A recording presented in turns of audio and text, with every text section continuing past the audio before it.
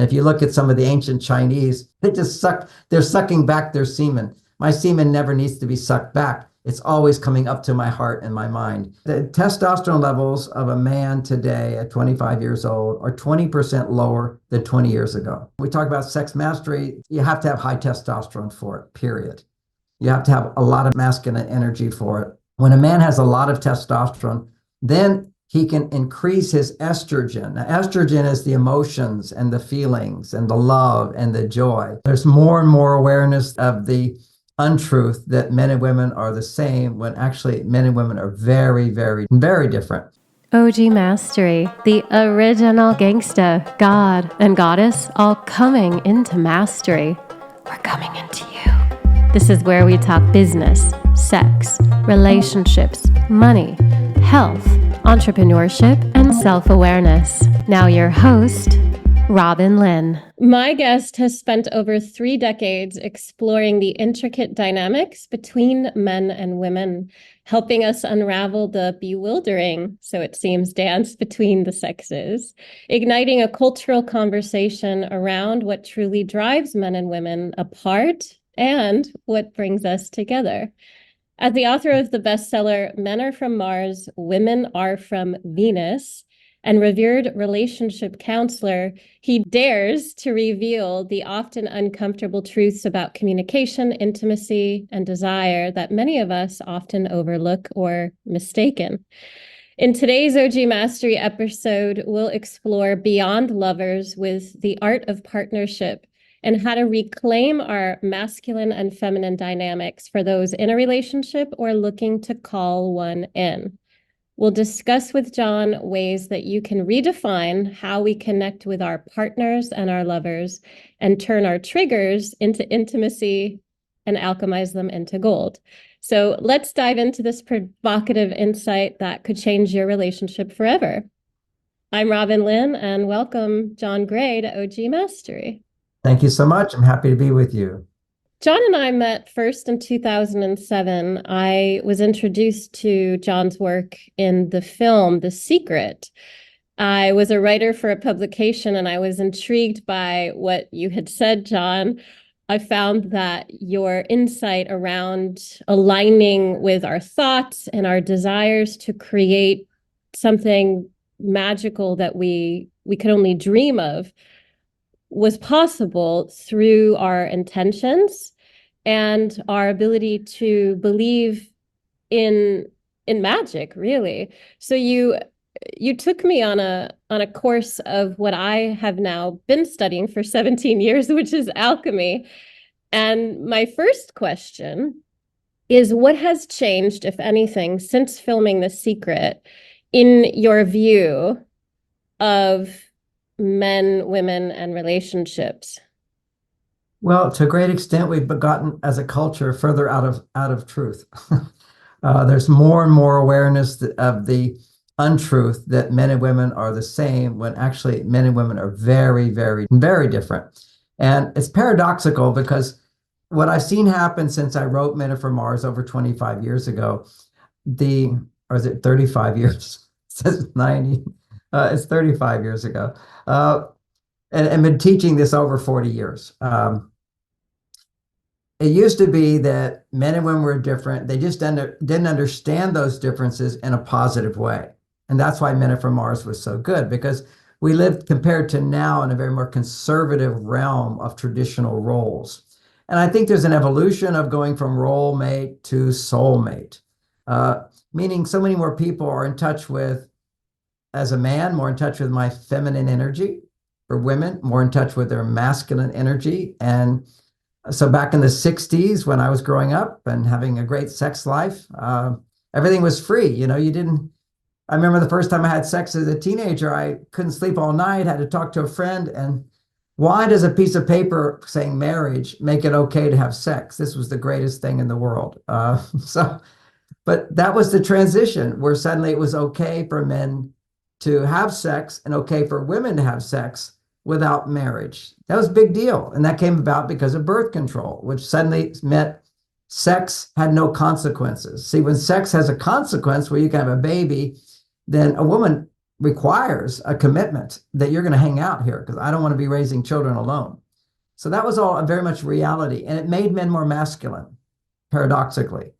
What happened is the 60s was after Woodstock, I can remember getting so high on mushrooms and just as high as could be and just crashed as low as I could go. I had a VW Bug car and had my friends drive me back with them. And I was in the back little garage, almost like a trunk of a VW, this little space all curled up like a womb. And this song played, which is Can't Find My Way Home, by a rock band. And that was where I realized that I had lost myself. I certainly got really high, but I lost myself. So then very soon after that, things happened and I become a meditator. I learned about spirituality. I become the personal assistant to the Maharishi of the TM movement. I was a celibate monk, a pure celibate, no masturbation, no release of semen for 9 years.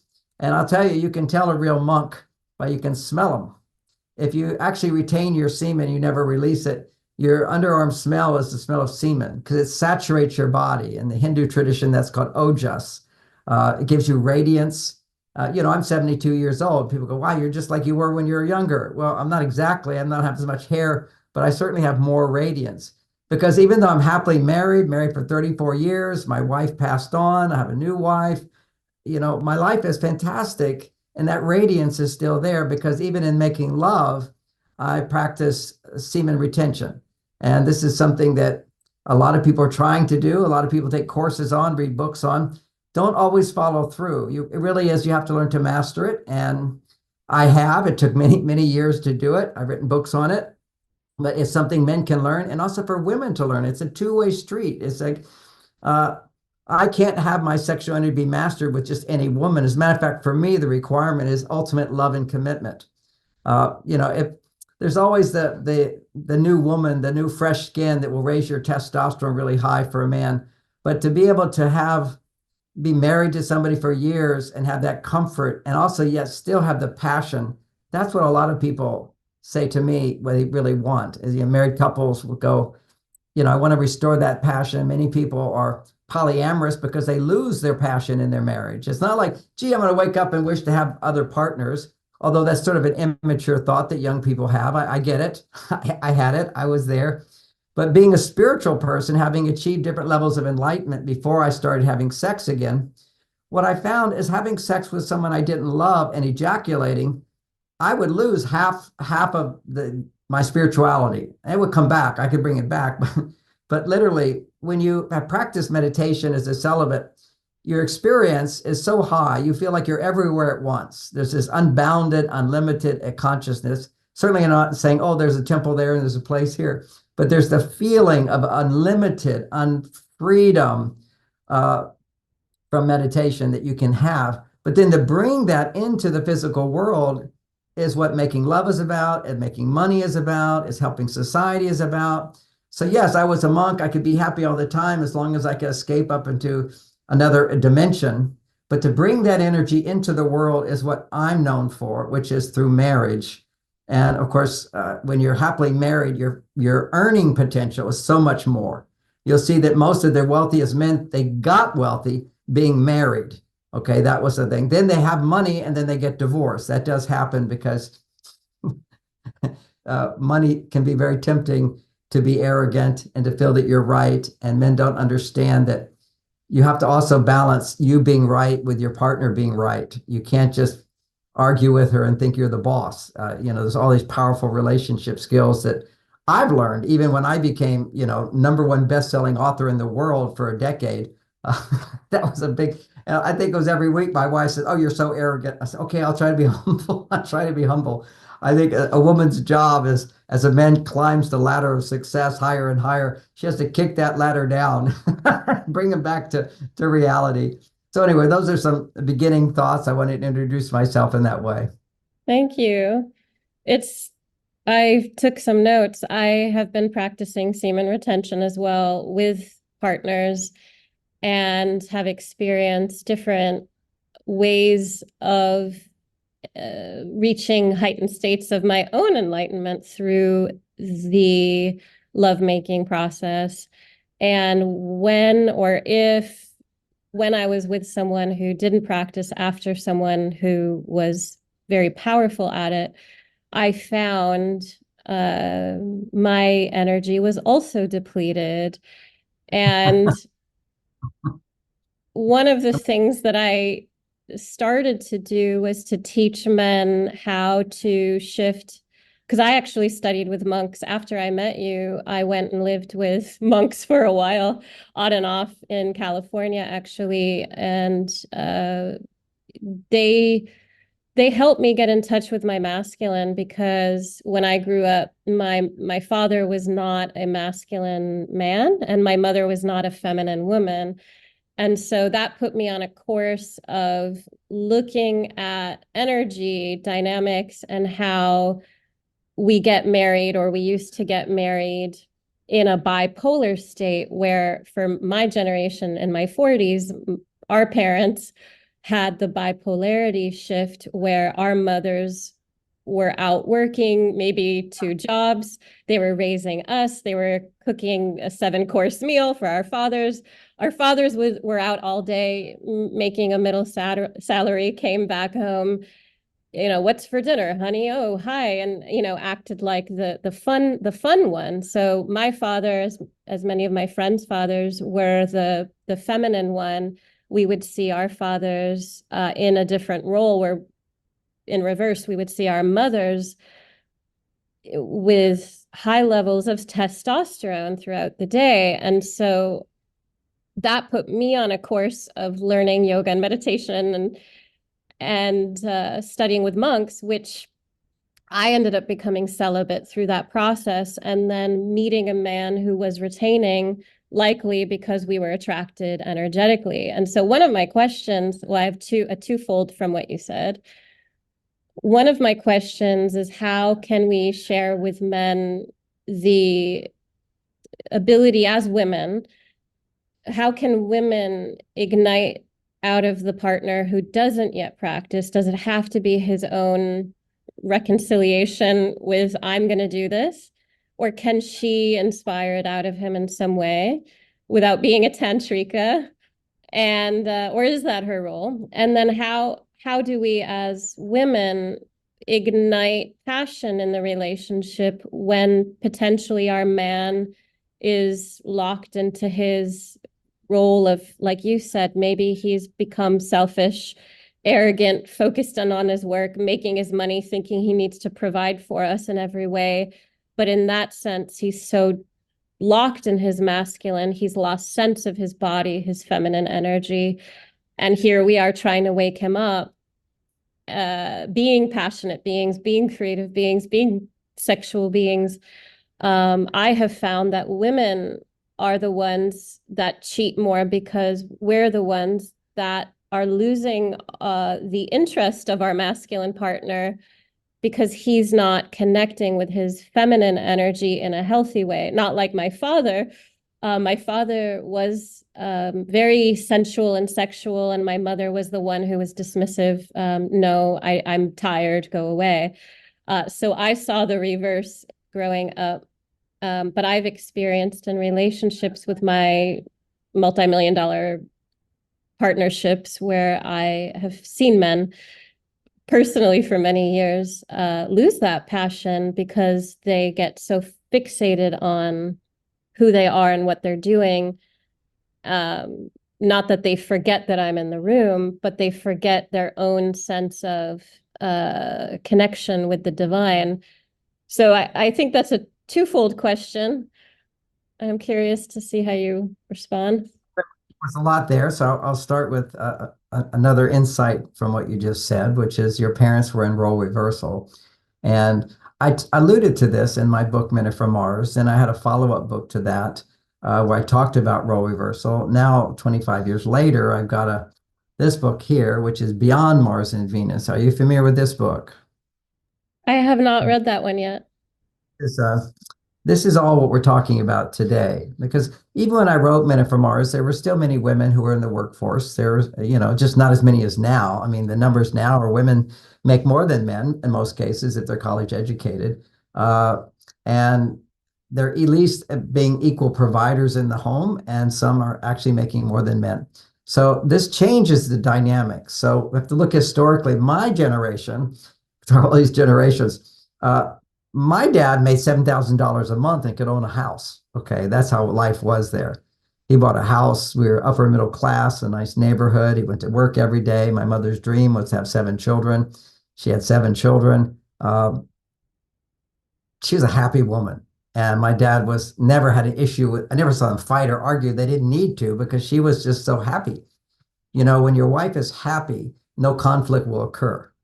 We just have to, I'm not blaming women for conflict, but I'm just saying that I can blame men if we want to blame. Men don't know how to make women happy today.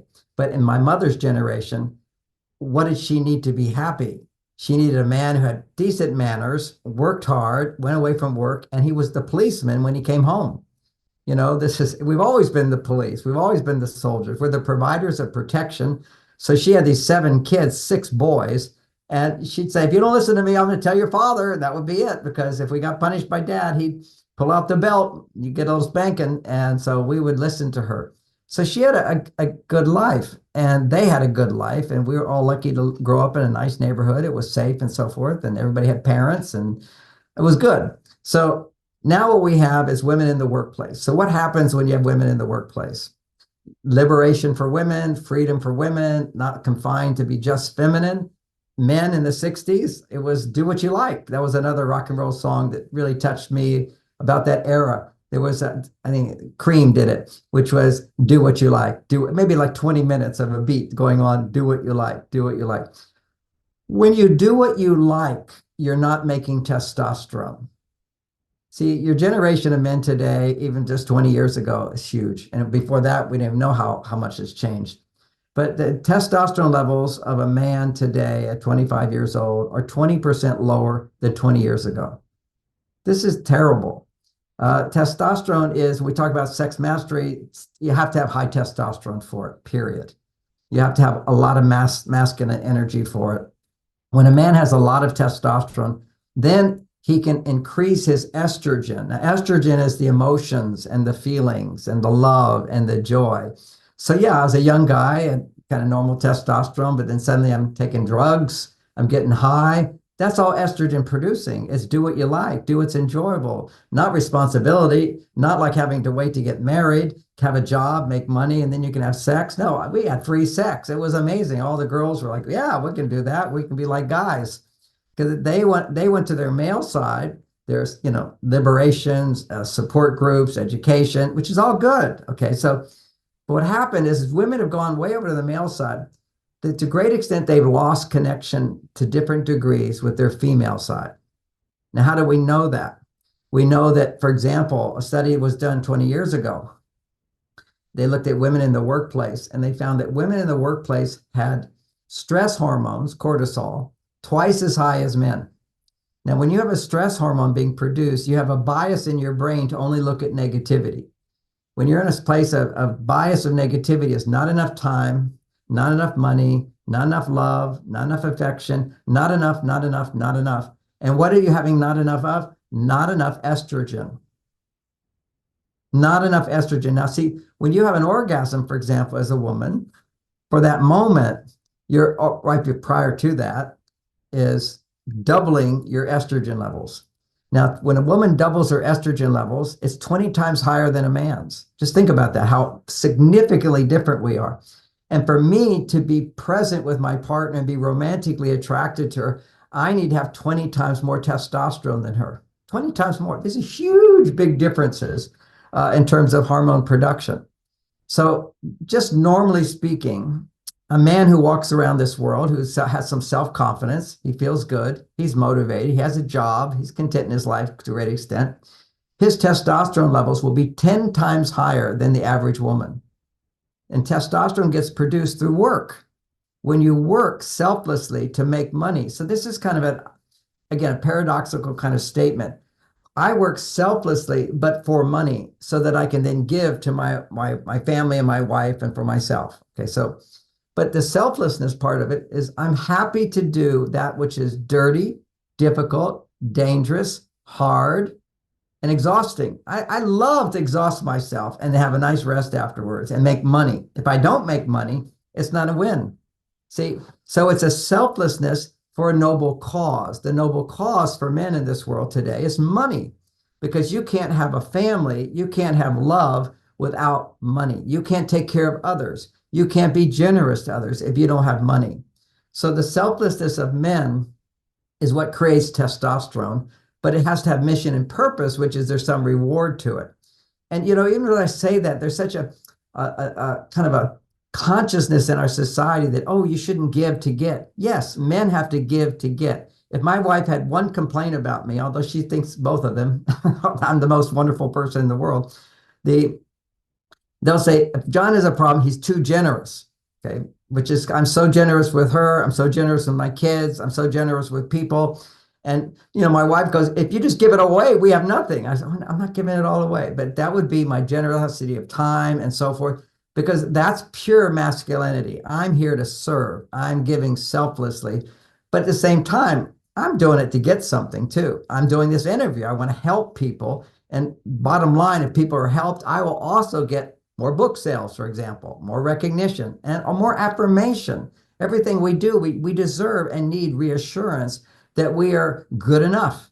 And so there's a fuel in my work versus along with any man's work, is he has a mission, he has a purpose, he has a goal that he has to act in order to achieve. Take action.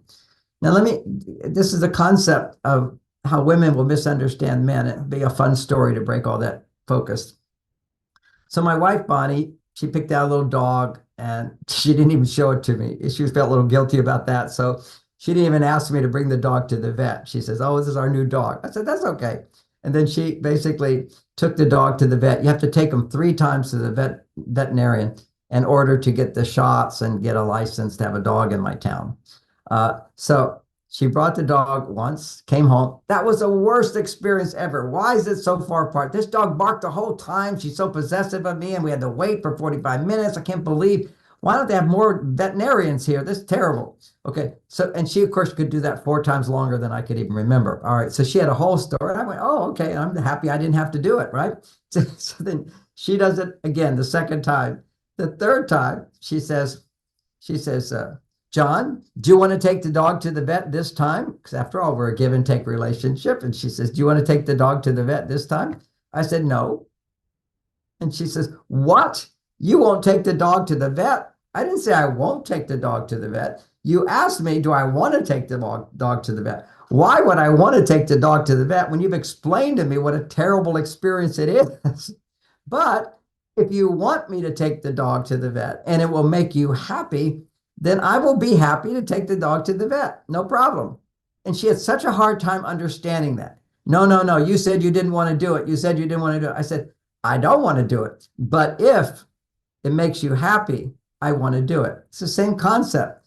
A lot of things, like some guy I was talking to about relationships. I said, the most important thing to raise a woman's estrogen is the most important thing today, because when she's in the workplace, she's making testosterone.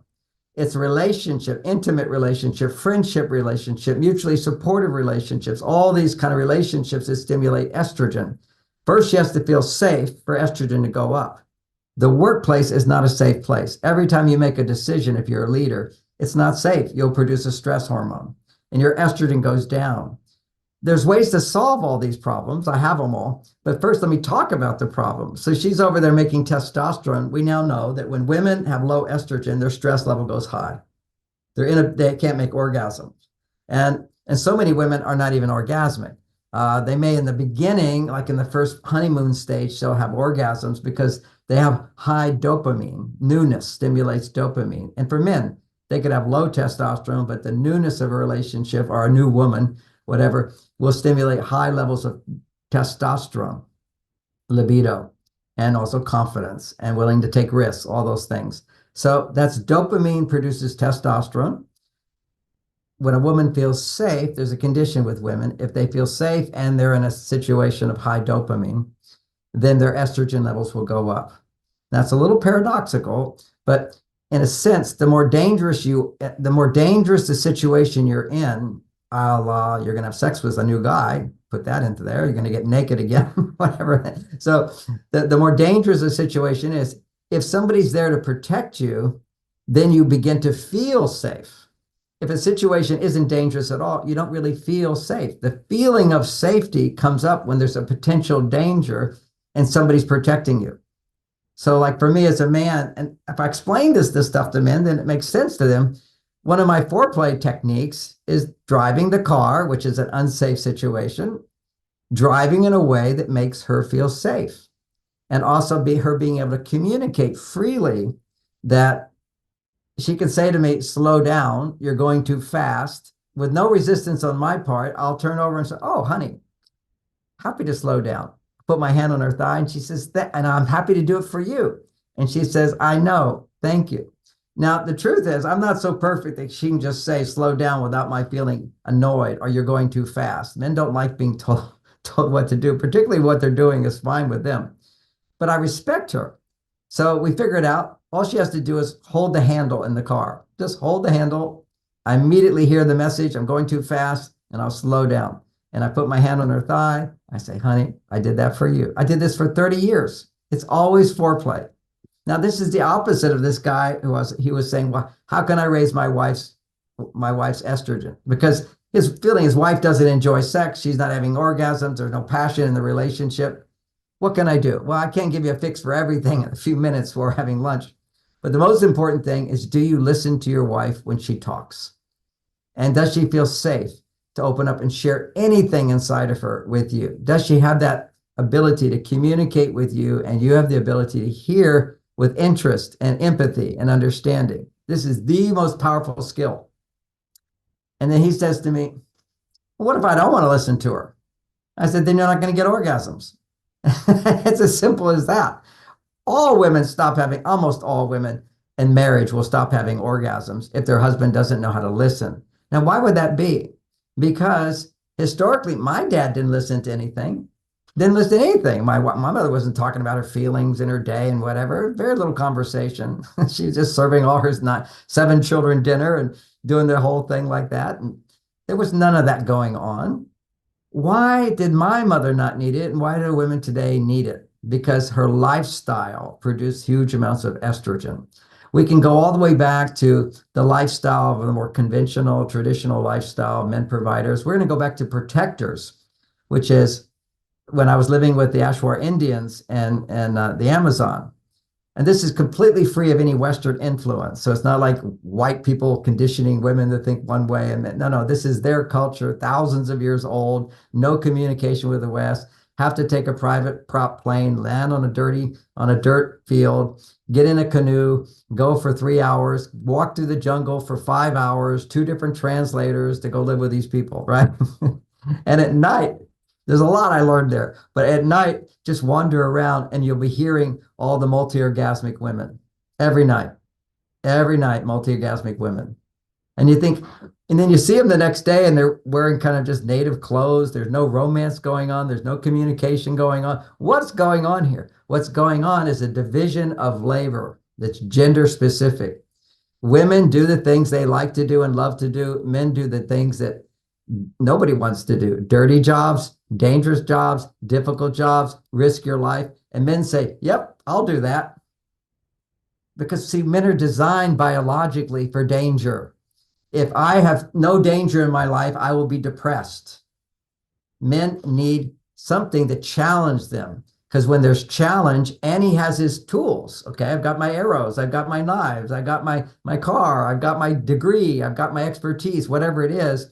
I need to have my tools, and I need to face danger.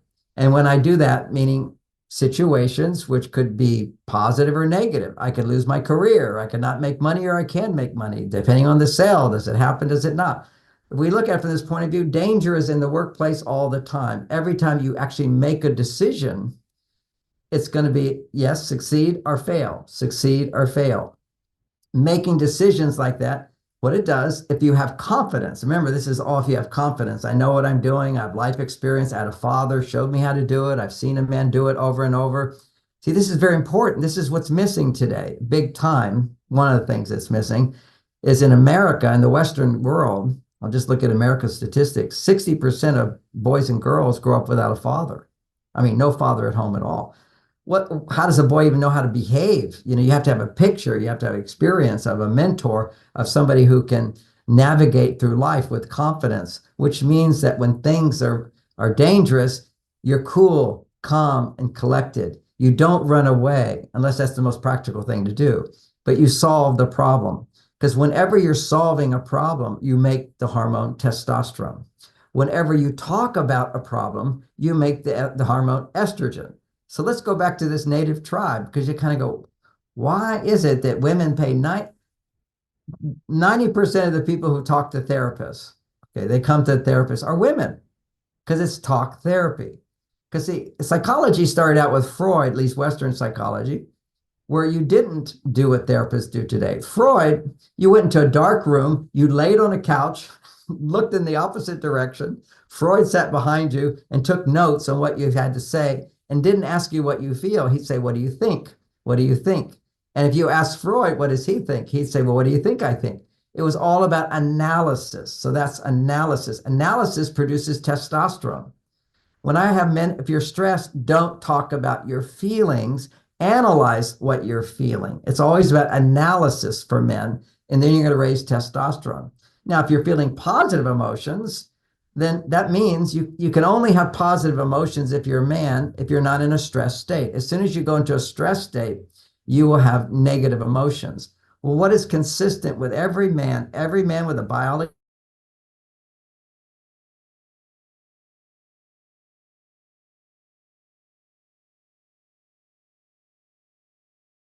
emotion will be anger, flight, fear, fake, or fold. Fold is sort of a sadness and a depression, and fake is defensiveness, pretending, so forth. So those are basic reactions when there's cortisol being produced. So what's important for everybody to understand, and such simple knowledge, it's right there anywhere. People can just look it up here. I've written about it in a book, all this amazing, simple understanding of how women are so different. When a man's in a stress state, his testosterone is low, his estrogen is high. Done. So what should a man do when his testosterone is low and his estrogen is high? He should not do anything to raise his estrogen. He should do something to raise his testosterone. Well, what should a woman do when she's stressed? Well, when a woman is stressed, always her estrogen is lower than it should be, and her testosterone is high. It's a little more complicated with women because after ovulation, if she's still cycling, her estrogen needs to come down a little bit, still has to be there, more than about 10 times more than a man, or maybe 8 times more than a man, but her progesterone has to go high. So medicine makes it very confusing. They make estrogen the bad guy because they call women's PMS as estrogen dominant. No, it's just at that time of the month, her progesterone is not high enough. And so she's got her estrogen. So she needs that estrogen, but she also needs progesterone. Now, what produces progesterone? What produces estrogen? It turns out that if you talk about your problems and somebody listens with empathy and understanding, your estrogen goes up. If you have a problem and you can't talk about it, then you have no help. You can't get help. The number one thing to produce estrogen is to feel, I'm not alone, I have help. And so many women today are stressed because they're alone, and they go, why am I alone? Because you're not in touch with your female side. You're not attracting men. Women are the most beautiful beings. Femininity is beauty. It attracts men. And women go, why am I not attracted to men? I intimidate men. I go, well, some men will be intimidated by it, but literally you get a man who's not intimidated. He's not interested in you because there's nothing he can do for you. He needs to feel you need help. Now, that can be completely misunderstood, like it used to be. You tell a girl in high school, don't be too smart or the boys won't be interested in you. And it's true. They won't. It's a simple truth. Don't be too smart. But what's the solution to that? Be smart, but also be vulnerable. Okay. Vulnerability, which means I need help. Okay. I need protection. I need support. And so basically what I teach men, and what women, see, the great thing about this, women can teach men this stuff pretty easily about listening. You can say, I just want to talk about what's going on in my life for 10 minutes. And I want you to give me your full undivided attention.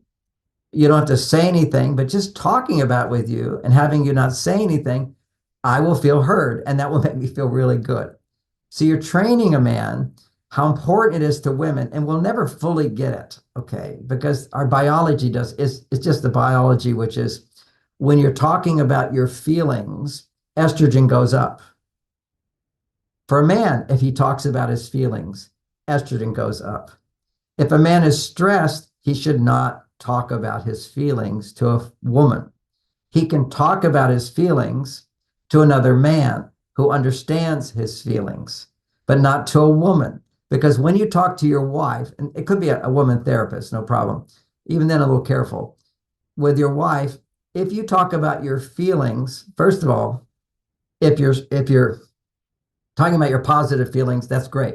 Oh, I love you, honey. I'm always there for you. You make me so happy. You're so beautiful. Okay, that's all great stuff. That's positive feeling.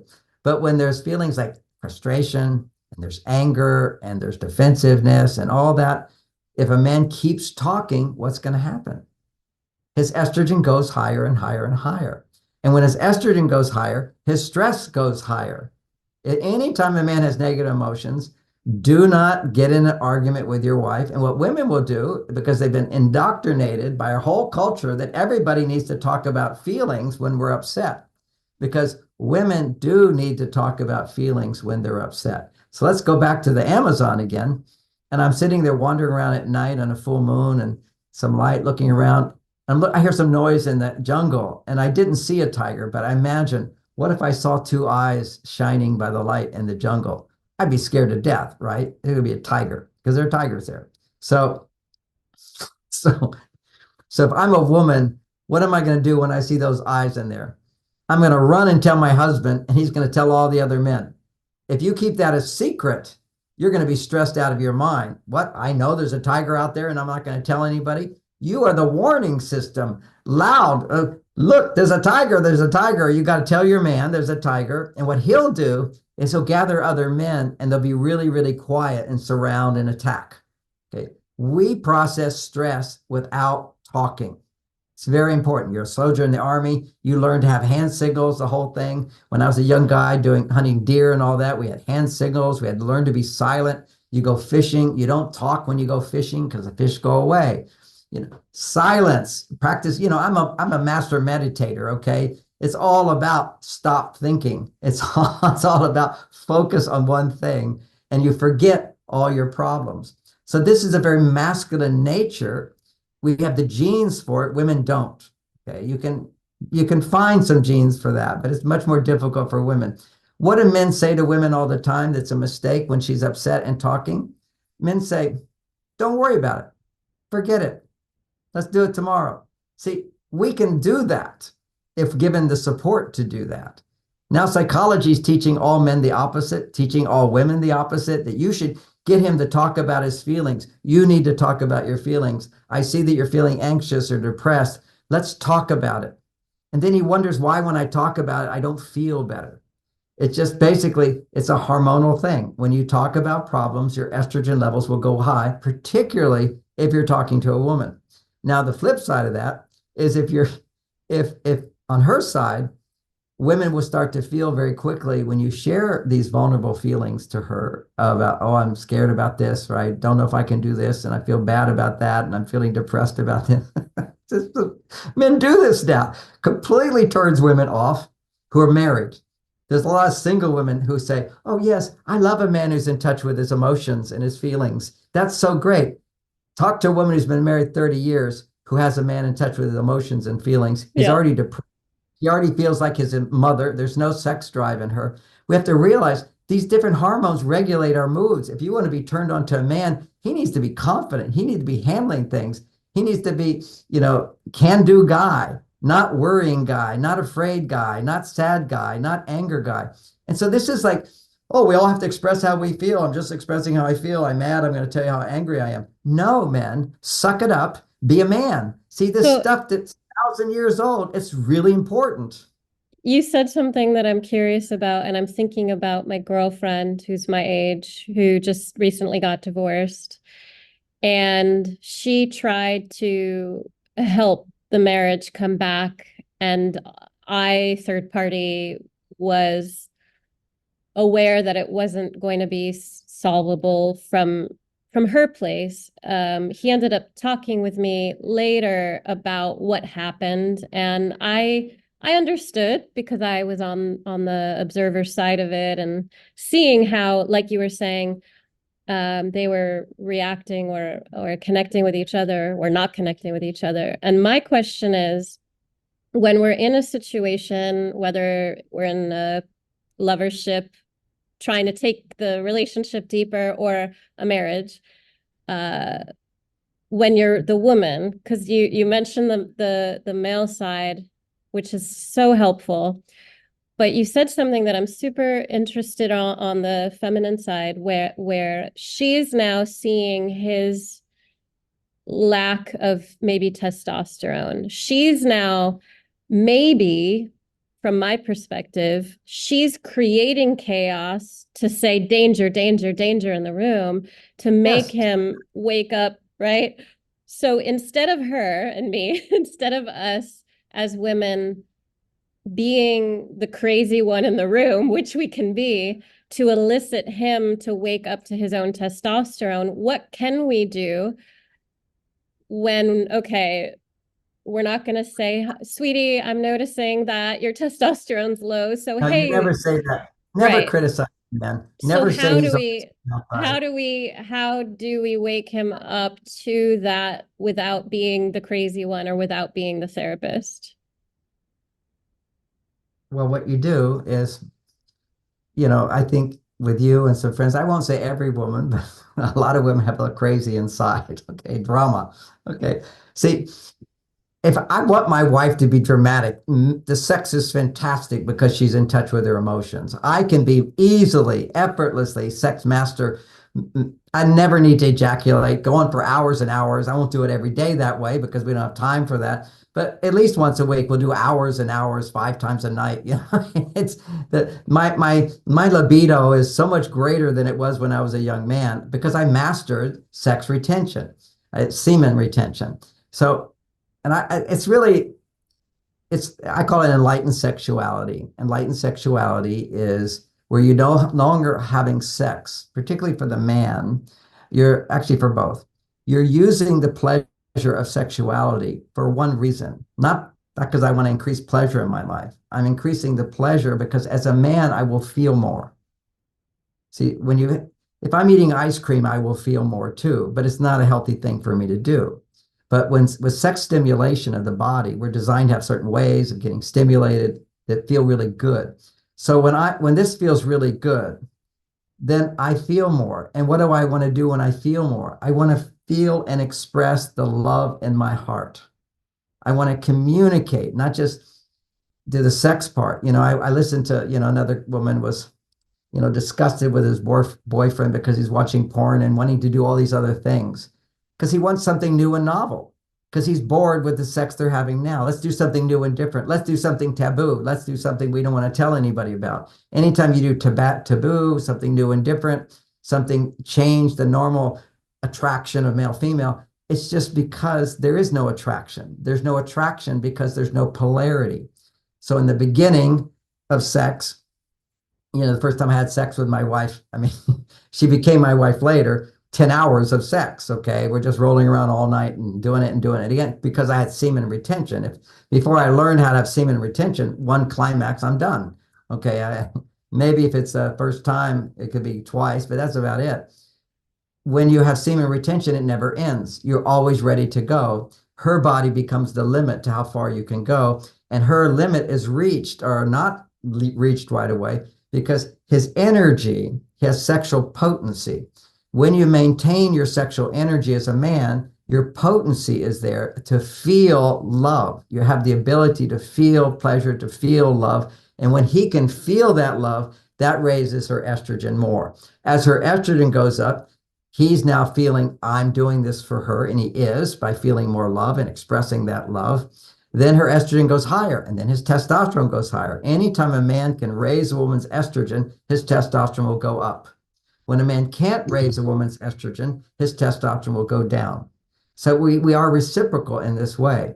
And if she has a block to receiving love, then he can't go any further either. It's got to be his energy is going into her and she's trusting it, she's believing it, she's letting it in. And then as she lets it in, she's feeling safer, her estrogen goes higher. That will raise his testosterone more. And this is all, again, biological. Her vagina talks to my penis through sound. We have not sound, but sounds too, I guess, but pheromones.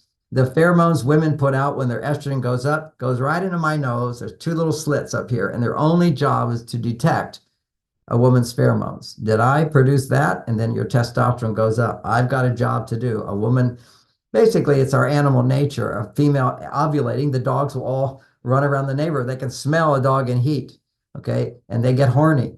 Same thing, your husband. If you're in heat, you don't have to be in heat. I can raise her estrogen up just through foreplay, through having a relationship of polarity, like those Indians did in South America. Their lifestyle, the men were men, the women were men, doing things that are dirty, dangerous, and difficult with a reward is going to produce huge amounts of testosterone. So what's the reward? It's not money. It's you come home to a wife who's truly grateful that she doesn't have to do that job.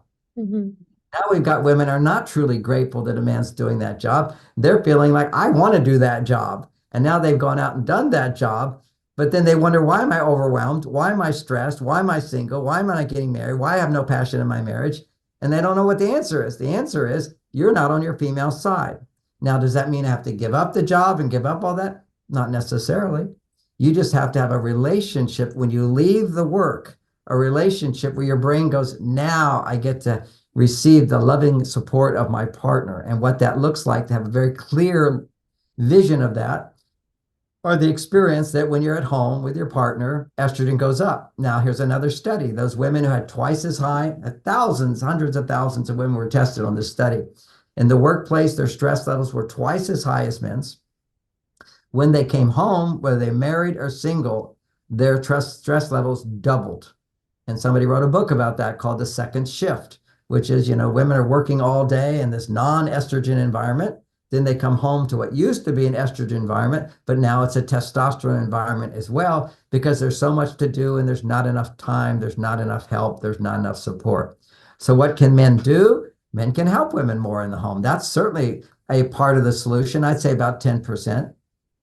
That, basically, if the house is a mess and my wife says we need to clean up the house, I'm cleaning up the house. I'm not going to get that much gratitude for it because she's also cleaning up the house. You see, it's like the partnership is when I'm doing something that she doesn't want to do, that she now doesn't have to do, then it's a big estrogen spike. I'm getting help in my life and help feels best when I want somebody to do something I can't do or something that I don't want to do. Wow, that's wonderful for women. And the thing is, we're built as men. All we need is the reward, and we have the energy to endure. We have the muscle mass to not feel the pain.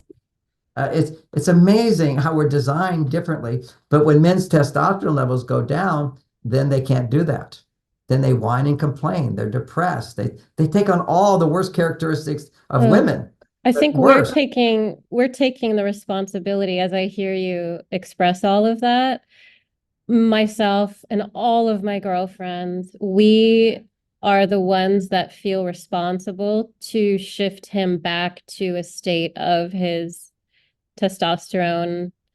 So let me tell you how to do that. Let me tell you how to do that. Because, yeah, we're here in a relationship to help each other. So don't do anything to help him, but ask him to help you. If you stop helping him in any way, stop worrying about him in any way, and just think selfishly, because that's what drama is anyway, and it's not bad. You're thinking about yourself. And so, when women always talk about selfish men, every woman that ever came in my office who wants to have problems in a relationship, she has a long list of things she's not getting. I'm not getting this. I'm not getting this. I'm not getting. That's healthy selfishness. We have needs. A purpose of a relationship is I'm going to fulfill your needs. You're going to fulfill my needs. But I can't even come close to fulfilling your needs as a man if you don't know what you need. And so what do women need? Why do they need a man? And, I answer that question in another book, which is called Why Mars and Venus Collide, is we don't know each other's needs. And I'm just going to read a few off the list because I talk to so many women who say, I don't know if I really need a man, No, my tribe, we do. The people that I work with and my girlfriends have been married many of them with children, and they want partners. I think it's the Clearly, when you have, yeah. yeah, when you have children, you definitely feel I need a man, I need help. But you've got to get to that place of I need a man before you get married. You're not going to find somebody because men can smell whether a woman needs you or not.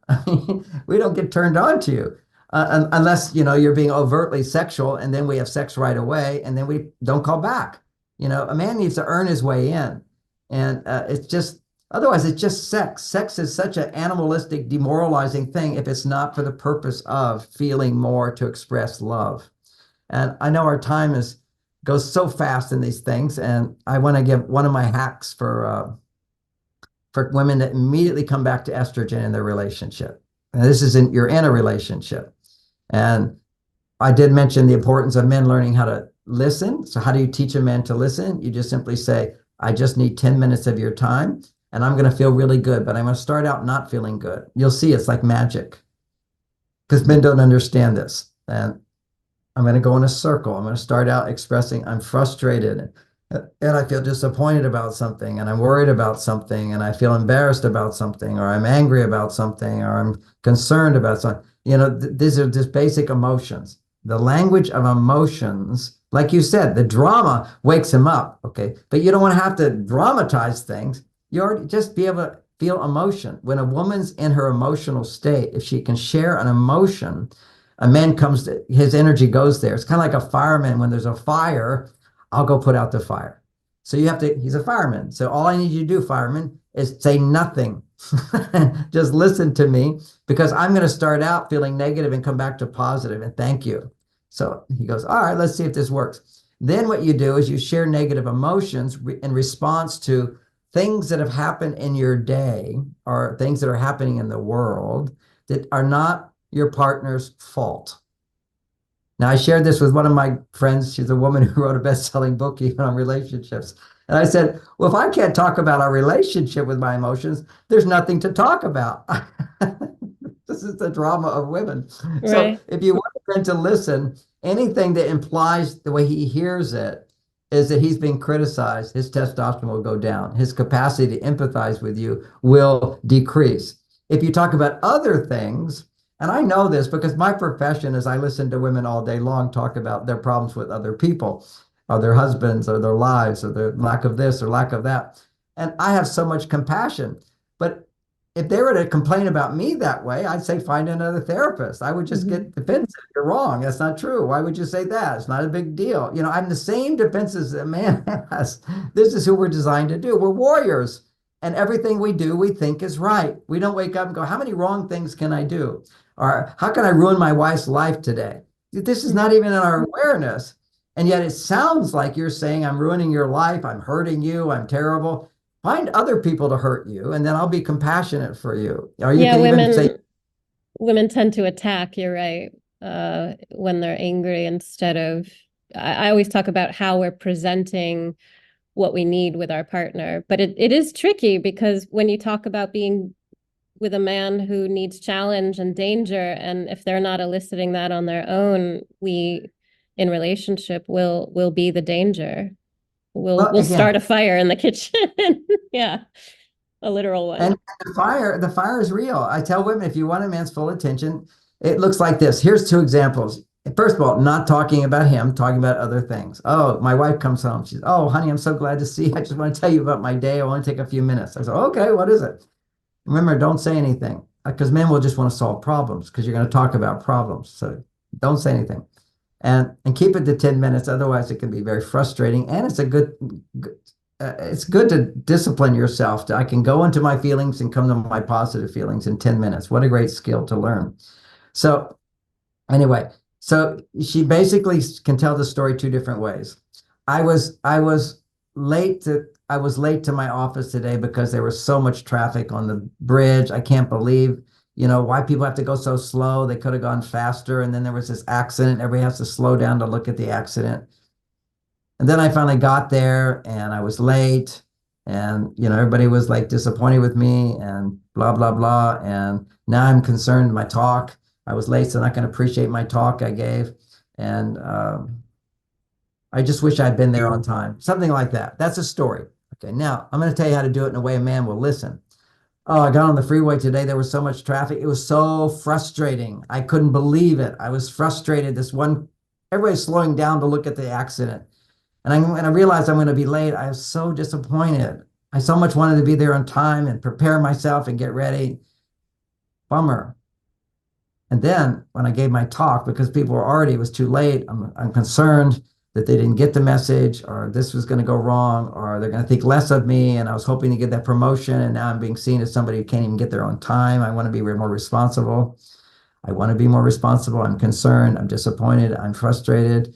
And then because I was late, I was completely embarrassed. I can't believe I wasn't even ready. I said some stupid things. You wouldn't believe what I said, and then say a few of that. But the truth is that I think it all worked out okay. Nothing has to be perfect. And I'm really grateful for my job. And I'm glad I had a good presentation anyway. And I'm really happy I got to come home to you and my beautiful children. I feel better. Will you give me a hug? And then go for the hug. So what you did is, and you could do a little bit longer, but 10 minutes, you went through your frustration, disappointments, concerns, and worries. You could be only part of it about being stuck in traffic, another thing. And I talked to my daughter's teacher, and they're saying this and this is so frustrating. I think the teacher's doing the wrong thing. And, we worked so hard to pick out that school, and it's so disappointing now. You see, you want to hit the emotional tones. The emotional tones will suck him into you, will bring him into you, because that's vulnerable. Women turn men on. You're the ones that activate us. You're the female. You get naked, we get turned on. That goes away after a while. Once you've seen her for many times, it doesn't do that much unless there's emotional vulnerability, mental vulnerability, sharing some of the inner conflicts that you have, the worries that you have. All this stuff goes a long way to keeping a man interested in you, penetrating you, as long as when you're done, you've come back to a positive place. And he feels like, oh, I can listen to this.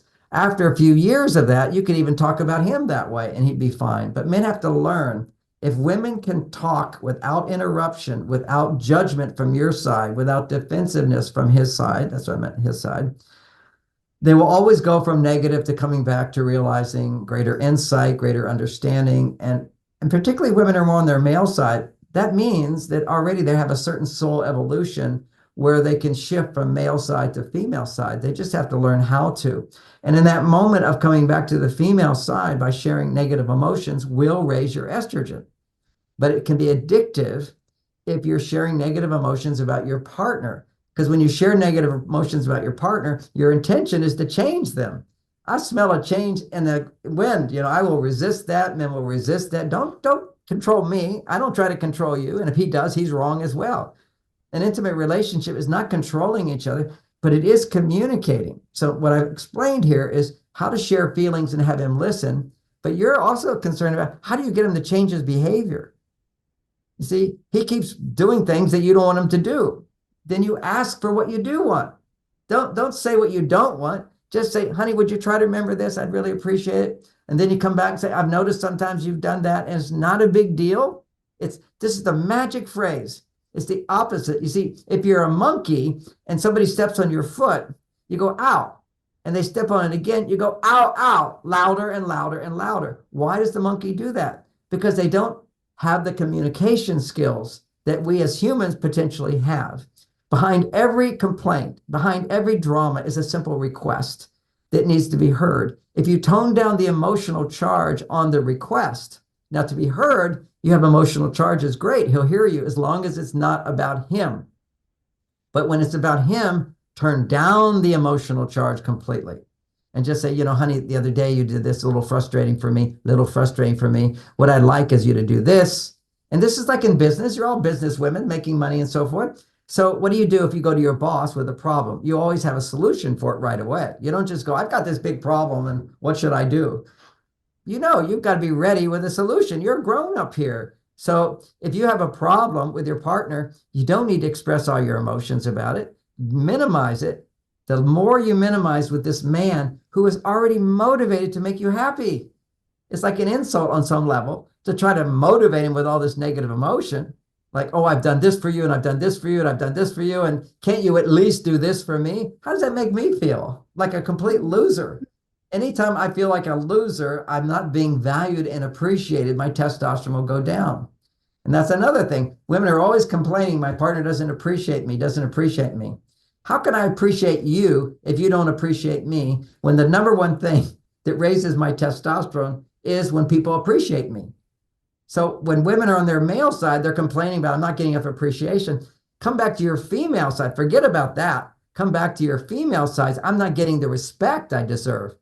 I want a partner who's attentive to me. I want a partner I can ask things from, and they'll be happy to do it, and they'll jump right away. Why not? I want a partner who respects my sexual needs, understands the importance of foreplay and kindness. I want a partner who never expresses anger at me. Never. If a man's angry, that's because you're too far on your female side. Men have to know this. Anytime a man is angry, his estrogen levels are too high. That's what road rage is. Road rage is these guys take testosterone because they can't make it. That's a big problem. So they give this take testosterone. And if they take a little too much, you know what happens? Converts right into man boobs and road rage, which are his female side starts increasing. Not a healthy thing. When a man can learn how to manage his emotions, and the way you manage your emotions, there used to be a way you were taught, suck it up, don't express your emotion, and then talk to another guy where you're just objectively saying, gosh, I'm so frustrated about this happened, this happened. That's fine.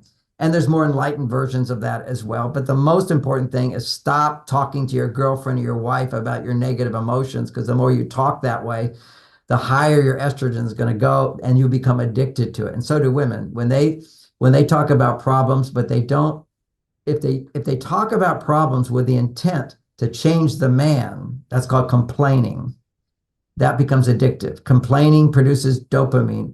And they've seen people who are chronically grievers, who never let go with forgiveness and love themselves again. Some bad thing happens. They did brain scans, and they're producing the same level of dopamine, the addictive brain chemical, as cocaine. So you can't have a life unless you learn how to balance your hormones. And so it's the male-female relationship, why we need each other. I need a woman in my life to connect with my female side and be happy and loving and fulfilled. If I'm going to try to be happy and loving and fulfilled, then I'm going to go to my female side, and my male side becomes weak. See, I can stay strong as my masculine side and be connected to my wife through being there with her. My estrogen will go up. Just being in the presence of a happy woman will raise a man's testosterone and his estrogen. Being successful primarily just raises my testosterone, but being successful in making a woman happy raises my estrogen, or making my children happy, our little children happy, helping them, that will raise my estrogen as well. But it doesn't, raising with children doesn't necessarily raise your testosterone that much. So as a grandfather, 5 grandkids, I got the youngest right now is a year and a half. Every Friday I spend 4 hours with that little girl. Happiest thing. It's so wonderful. My estrogen goes so high, so much love, so much unconditional love, off the chart. Then I come home, I need to take a nap. I need to be in my cave for a while, which is, for people not familiar, Men Are From Mars, I talk about the cave is this time where a man has to be separate from anything that produces estrogen so he can rebuild his testosterone. And that's his cave kind. No women in the cave, so to speak. No conversations about the relationship in the cave. There's so much I teach in Men Are From Mars. I haven't covered any of that, but I covered the basics of the problem today, how relationships changed since I wrote that book. The environment has changed. Men and women are still the same, but the environment is causing women to go too far to their male side. And we have no culture that teaches men or women the importance of helping a woman come back to her female side. So how do we help our men have their testosterone? First of all, stop having sex with them if they do any porn. That's your only power. It's just like, you can't have sex unless we're married. I was a woman, I'd say, I recommend to women, I'm not gonna have sex with you unless I'm the only person you're having sex with. Because if I'm not the only person you're having sex with, you will become addicted to having sex with other people. And that's another biological fact that I found out, which is when a man is in a committed relationship, his interest in sex with other people is less. It lessens over time. To where, in my age, can't even be turned on by another woman, but only turned on by my partner. And why I'm turned on my partner is only because there's a polarity between us. Because I'm not getting the newness or the freshness or any of that. It's the polarity that causes that magnetic attraction. And the polarity is hormonal. It's biological. Attraction is this thing you can't just go, I'm going to be attracted to you. Doesn't happen. It's a chemical reaction. Like if you put healthy food in your body, you have a chemical reaction. You raise your testosterone as a man, you do something to raise the estrogen of a woman, there will be this chemical attraction. But there's a caveat to that, which is, yes, in the beginning of any relationship, if it's sexual, there's this high dopamine level due to the newness of the situation. Novel situations stimulate dopamine. So yeah, you're going to get a free dose of testosterone doing porn, men, and it's going to crash down, go lower. It goes 1% lower every year, as opposed to going 1% higher every year, which is the case for me.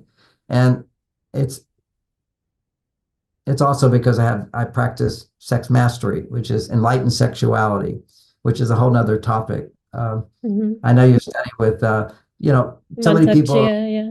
Montauk has his message. He's a wonderful being, a very enlightened type guy. I personally found it didn't work for me, his system. So I've tried many systems, many Taoists. I've studied in China for 10 years. And as a Western man, we're a little different than the Chinese men. And so there's a difference in biology. There's a difference in our culture. And for me, I'm going to give this one process and I got to run off. But in the making love, you have to detach yourself from wanting more pleasure. Anytime wanting something more pleasure, it's already pleasurable. The whole thing is you never try to create pleasure. You just lie naked with your partner. If you have polarity, you just get close and your breathing will naturally start to change. You don't try to breathe together. The class say breathe together. No. Just be together, touch each other a little bit affectionately, and wait to see if your breathing changes. If your breathing doesn't change, it's not right to have sex. It's the first stage. It's like a little orgasm. It's arousal. So you just notice your breathing, and then you start touching more of the genital areas, touching, or kissing. You can kiss, and you kiss the neck, kiss the ears, then the breasts, then gradually you move into more. I'm not going to go the whole thing, but the bottom line is once you're getting closer, you want to have love talk, pillow talk. And my favorite pillow talk is the woman says, do you love me? And the man says, yes. There's a script. And if you don't understand this is a script, just like there's a script, men, don't go home run. You got to go first base, second base, third base, then home run. Just jump in the home run. Takes time. There's procedures, and in that there's variety, of course. But the script is, do you love me? And he said, oh, I love you so much. You're everything. That's right. No. Just start with, do you love me? Yes. And you can actually start with, do you like me? Yes. Do you love me? Yes. How much do you love me? With all my heart. Do you think I'm beautiful? You're so beautiful. Are you still attracted to me? I'm so attracted to you. And you're asking these questions when he has an erection. See, when he has an erection, he's going to be able to connect to his heart. The unique thing about an erection only occurs in men when they have high enough testosterone and they're connecting with a woman and their estrogen levels go up. So high testosterone. If you take a psychopath man, he has no estrogen. So he's just testosterone. He can't get erections. So the erection happens in a man when his testosterone is high. And all it takes is for a woman to take off her clothes, and his subtle brain, his primitive brain thinks, I'm the king of the monkeys. The female wants to have sex with me. It's the biggest monkey thing, is the female wanting to have sex with you. You're the alpha. So his testosterone will begin to rise up. But because it's a woman, his estrogen will go up as well. And at that time, he can feel more. He's got an erection. That's when you start asking questions. Do you love me? Do you like me? Am I beautiful? Are you happy to be with me? Are you still angry with me? No, honey, I'm not angry with you. Do you always want to be with me? Am I the only one for you? Yes, you're the only one for me. See, this is love talk when he has an erection and she's being vulnerable and asking the questions. See, she has to ask the questions. If he just says, I love you, I love you, I love you, it's nice, but not nearly as much as, do you love me? And then she can go, tell me you love me, tell me you love me. You can say, well, what are the things you do for me because you love me so much? Whatever, the woman has to keep expressing her vulnerability, not all the time, sounds as well are vulnerability and so forth. But eventually when you're doing, hours of making love, it becomes therapy where she will go back and experience trauma of her childhood. The crying, the tears, and you can't love me, or you really don't want to be with me. And then the man just gives reassurance. Of course, I want to be with you. I love you. You're the only one for me. It's the same thing. The reassurance that she is loved, and the fact that she's opening up gives him the reassurance that he's trusted.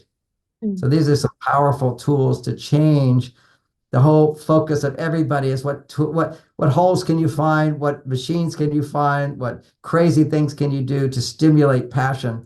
That already means you're doing it wrong. You need polarity. That's the only thing that will allow it to last a lifetime and stay healthy, because you want to be vibrant and healthy. And when you can start doing this as men, then well, that's the whole talk on how you practice semen retention. And if you look at some of the ancient Chinese, they're sucking back their semen. My semen never needs to be sucked back. It's always coming up to my heart and my mind. If you have to suck it back, it's the wrong direction, in my opinion. Now, if you want to suck it back, you can, but it's not my thing. You can be orgasmic, one orgasm after another, until her orgasms become your orgasm. It's a oneness which happens. Anyway, Yeah. so there's a Do you have pleasure time to talking. read one of the excerpts you said from your book before we close? I don't. Okay. Unless you want to read it, I'm happy for you to read it. I don't have that excerpt with me. Oh no, you had just said you were going to read an excerpt from one of the books you Oh, said oh, I had that. I had that. Yeah, I'm happy before to we do that. close, and then I'll. Here's an excerpt from the book.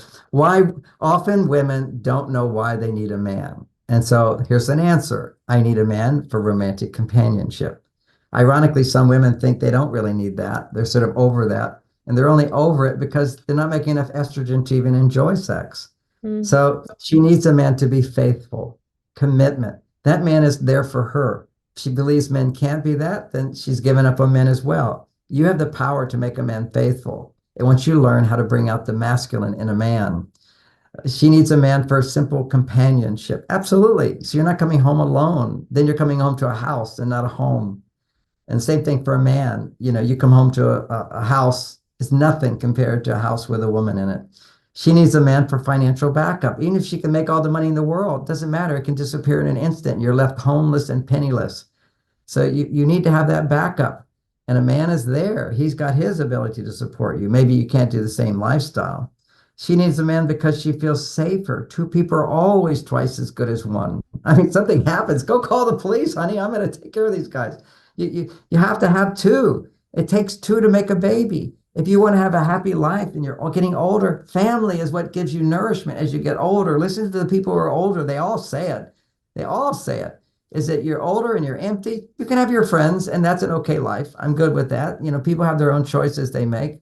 People have their polyamorous sexual indulgences and so forth, but you're never going to get to the high spiritual stuff. Spirituality is when you transcend the pleasure turns into love. What they'll say in the Asia, they'll say that your sex energy turns into chi energy. My experience is my sex energy turns into love energy. And chi energy I can easily pull in, but love energy is the most powerful transmutation, is sex energy into complete unconditional love, which we can get glimpses of when we're making love. And when we can make love regularly, then suddenly you have it all the time. So you're anchoring into that. But even though I have it quite regularly, still, when I'm out giving to the world, it drains me. I need to be recharged. Making love is a way to recharge the love in your life. It's so important. And when couples stop making love, where they're connecting together to make love, they run out of love. They're good friends. They care about each other, and they don't feel that they're not what people call in love. That's the wonderful thing. And I'm not in love all the time. That's why I need to be recharged. And when I get recharged, I'm Mr. Yes. So that was the thing I wanted to read. Thank you, John. You're, And you're how can people find you, and where should they look? Which book should we pick up? the most important book right now, the first book, if you're in a traditional relationship, man supporting a woman, woman with children, absolutely Men Are From Mars. But if you're more independent as a woman, this is the book, Beyond Mars and Venus, which means beyond the stereotypical roles of male and female, and to realize that there's still differences between men and women. And I've explained some of them today, and it's a real pleasure to be with you. Thank you so much. It has been a pleasure, and I'm excited that we got to reconnect, and I look forward to connecting with you again. Thank you for your time, and we had a really exciting talk today at OG Mastery.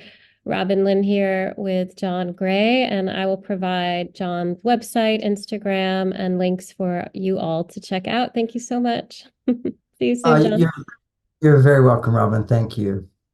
I appreciate it. Yeah, and I'm happy for you with everything that's going on in your world because Thank you yeah, so much. been following along. Thank you. I do my 1 hour meditation, group meditation, on Soul Search on Instagram every Wednesday at 7 o'clock in the morning. People want to do a live meditation. I do a guided meditation, which is I enjoy it so much. So it's a good meditation. Amazing. 7 a.m. Pacific time. Pacific time. Yeah. Okay. And Soul Search on Instagram. Okay. Soul Search. Perfect. All right. Pleasure talking to you. Oh, you too. Thank you. Have a beautiful evening. You're welcome. OG Mastery, the original gangsta, God and Goddess, all coming into mastery. We're coming into you. This is where we talk business, sex, relationships, money, health, entrepreneurship, and self-awareness. Be sure to follow OG Mastery, the podcast hosted by Robyn Linn, on Spotify.